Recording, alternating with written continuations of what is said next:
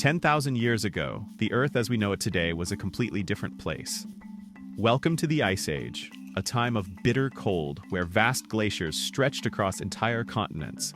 The air was crisp and thin, and the silence was broken only by howling winds or the distant cracks of shifting ice.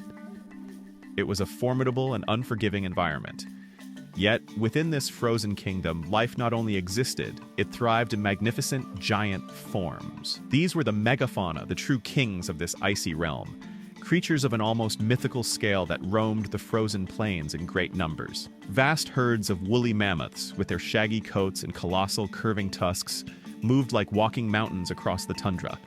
They were a sight to behold, shaking the ground beneath them. Alongside them prowled the fearsome, saber-toothed cats, predators of immense power, their iconic dagger-like canine teeth designed for a single deadly purpose. And then there were the giant ground sloths, some as large as modern elephants, standing on their hind legs to strip leaves from sparse trees. These creatures were perfectly adapted to their world. Their size and strength were testaments to the raw power of nature during this extreme age in Earth's history. But how did we, the weakest species on the food chain, bring down beasts that could crush us with a single step? This is the story of how early humans hunted giants, and on doing so they become masters of a world ruled by monsters. The Ice Age was not just cold, it was a test of survival. Average temperatures dropped more than 10 degrees Celsius. Food was scarce, predators lurked everywhere, and the landscape, completely alien. Much of North America, Europe, and Asia lay buried beneath miles-thick ice sheets. Sea levels were lower, exposing land bridges that connected entire continents. Herds of megafauna roamed freely, massive animals perfectly built for this frozen age. These were Earth's dominant life forms. Until we showed up. Early humans were underdogs in every sense of the word. We couldn't outrun a mammoth. We couldn't outfight a saber-toothed cat. Our skin offered no protection from the cold. And yet, we didn't just survive. We thrived. Why? Because humans had one weapon no other creature possessed: the brain. While most animals relied on brute strength, we adapted through creativity, social bonds, and technology. This was the age of the atlatl, a spear thrower that acted as an extension of the arm, allowing hunters to hurl spears faster and farther than ever before. Even from a safe distance, a well-thrown spear could pierce a mammoth's thick hide. The tips of those spears were razor-sharp stone points, flaked with skill and precision, some even coated in natural poisons. Fire was another key advantage. Not just for warmth, but for cooking food, shaping tools, and in some cases driving animals toward traps. You couldn't kill a mammoth alone, but a tribe could. Our ancestors worked in coordinated groups. They planned hunts days or even weeks in advance. They studied animal tracks, migration patterns, and behaviors. They knew when to strike and where to set the trap. At places like La Côte de Saint-Prelade, on the island of Jersey, we find chilling evidence: piles of mammoth bones at the base of cliffs. It seems humans herded them, slowly, carefully toward a deadly drop. They didn't just kill the giants. They used every part: meat for food, hide for shelter, bones for tools, tusks for weapons, fat for fuel. Nothing was wasted. And more than just survival, the hunt became a story. Inside caves in France and Spain, places like Lascaux and Altamira, we find haunting images painted on stone. Mammoths, bison, cats, humans dancing, strange symbols, handprints. Why did they paint them? Some believe they were rituals to bring luck before the hunt. Others say it was storytelling, the first expression of memory, culture, myth. Whatever the reason, these paintings show something extraordinary. Our ancestors weren't just surviving, they were imagining, creating, dreaming. In a world of cold and chaos, the hunt wasn't just about meat, it was about identity, unity, and legacy. But mammoths were only part of the story. Across the icy world, other giants roamed, each presenting unique challenges and shaping human survival in different ways.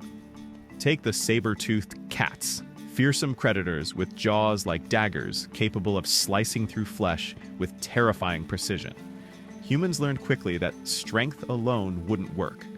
Instead, they relied on speed and stealth, and group defense, using fire as a barrier and spears to keep these deadly hunters at bay. Entire bands sometimes united to protect vulnerable members or drive predators off a kill. Then came the giant ground sloths, massive, slow-moving herbivores that looked like living tanks. Solitary and unpredictable, they had sharp claws capable of serious injury. Humans had to carefully study their habits, setting ambushes near water or feeding spots. It was risky, but the reward could feed a tribe for weeks.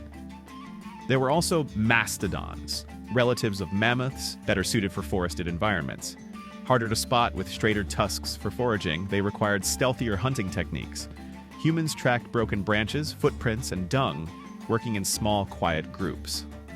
Beyond the giant herbivores and fierce predators, there were other Ice Age megafauna that early humans encountered and adapted to, including giant beavers, enormous rodents with massive incisors that could fell trees, making their homes along rivers. Humans likely hunted them for meat and used their dense fur for clothing. Short-faced bears, among the largest carnivores to ever walk the earth, posed a constant threat. Humans learned to avoid them or scavenge from their kills rather than confront them head-on. Survival wasn't about dominating every beast, it was about understanding the entire ecosystem. The brutal cold shaped everything. Shelters were built using mammoth bones and tusks covered in hides. Fire was a lifeline for warmth, cooking, and protection. Clothing became sophisticated. Bone needles allowed humans to stitch layered animal skins into warm, fitted garments. These trapped heat and shielded against wind. Food sources diversified beyond big game. People gathered edible plants, roots, nuts, and berries, learning which were safe, what could be stored, and how to process them. This mix of foraging and advanced hunting allowed human populations to grow, even in the harshest climates. The cultural side of hunting was just as vital. Cave art showing animals, hunters, and mysterious signs points to ritual, myth, and memory. Hunting became more than just survival, it was a spiritual and cultural pillar passed down through generations. But nothing lasts forever. As the Ice Age ended, Earth began to warm. Glaciers melted, sea levels rose, landscapes transformed. Many megafauna went extinct, perhaps due to climate change, human hunting, or both. Humans adapted once again. They turned to smaller game. They foraged more. They built new tools, bows, arrows, fishing nets. These changes laid the groundwork for farming, settlements, and the rise of civilization. From the frozen plains and deadly hunts emerged the first sparks of what we now call human society. So, when you think of early humans, remember this. They weren't simply survivors, they were masters of adaptation. They faced down monsters with nothing but ingenuity, cooperation, and relentless spirit. Their story is our story, etched in bones, painted on cave walls, and still alive in every one of us today.